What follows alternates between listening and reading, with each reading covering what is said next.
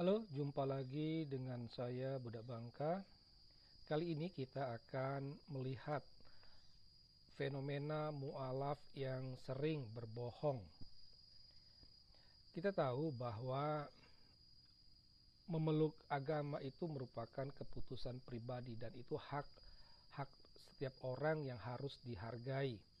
Namun ketika seseorang itu tampil menjelek-jelekkan agamanya yang lalu, itu menjadi persoalan lain. Dan inilah yang sering terjadi pada para mualaf. Nah, kita akan melihat kenapa ini terjadi. Ada satu analisa bahwa fenomena ini berakar pada dilema mualaf.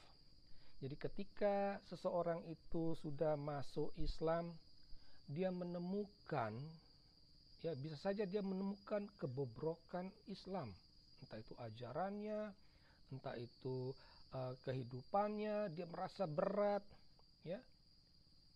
Dan akhirnya artinya Islam itu tidak seperti yang dia bayangkan sebelumnya.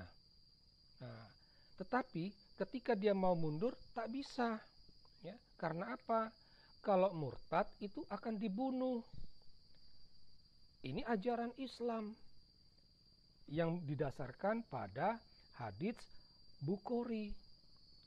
Jadi orang yang murtad, yang meninggalkan Islam, dia akan dibunuh. Darahnya halal. Nah, karena itulah, karena sudah terlanjur, terpaksalah para mualaf ini akhirnya berbohong.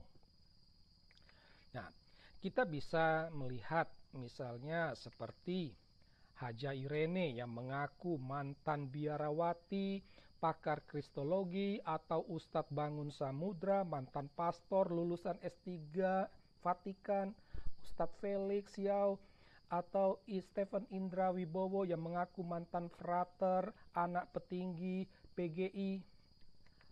Masih banyak ya mualaf-mualaf yang lain yang sering tampil dengan pembohongan-pembohongan.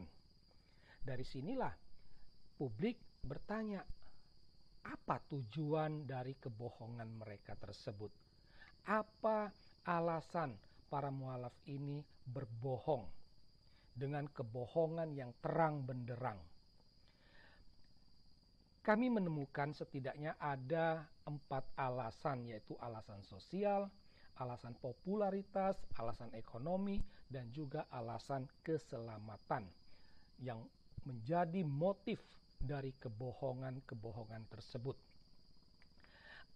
Alasan sosial itu para mualaf ini dia berbohong supaya cepat masuk, cepat diterima dalam lingkungan barunya. Itu untuk memudahkan dia diterima dalam lingkungan barunya, ya dia terpaksa berbohong, menjelek-jelekkan agama sebelumnya. Ya.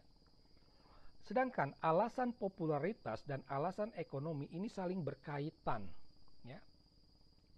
Dengan berbohong bisa saja dia semakin dikenal. Karena semakin dikenal, dia akhirnya diundang untuk memberi ceramah ke sana kemari. Dan karena dia memberi ceramah ke sana kemari, tentu uang mengalir. Ya, pendapatan makin besar. Semakin banyak diundang, semakin besar pendapatan yang dia terima. Semakin besar kebohongan yang disampaikan, semakin besar juga pemasukan yang dia terima.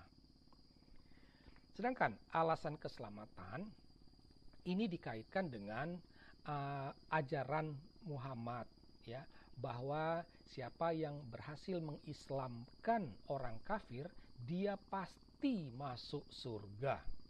Jadi para mualaf ini berusaha berbohong supaya dengan demikian ada orang kafir yang akhirnya mengikuti jejak mereka. Satu orang kafir saja yang mengikuti jejak mereka, mereka pasti masuk surga. Itu kata-kata Muhammad. Ya.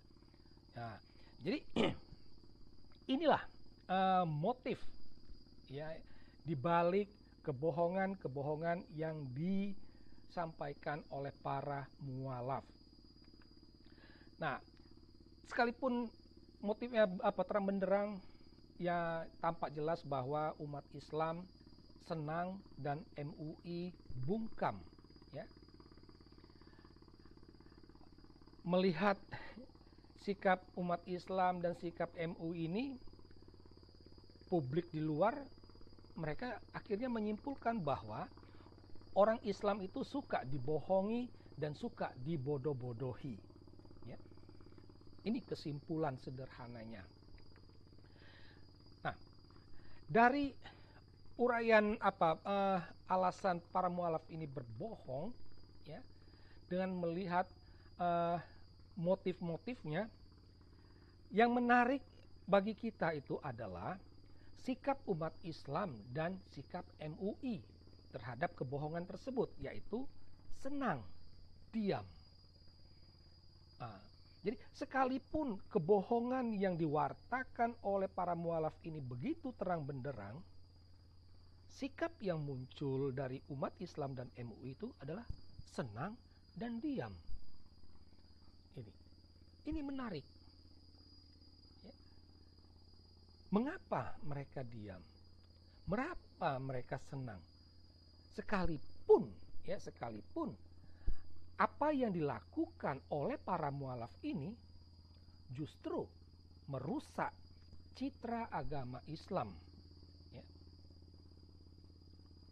Jelas, kebohongan-kebohongan yang disampaikan, yang ditampilkan oleh para mualaf merusak citra agama Islam. Karena apa?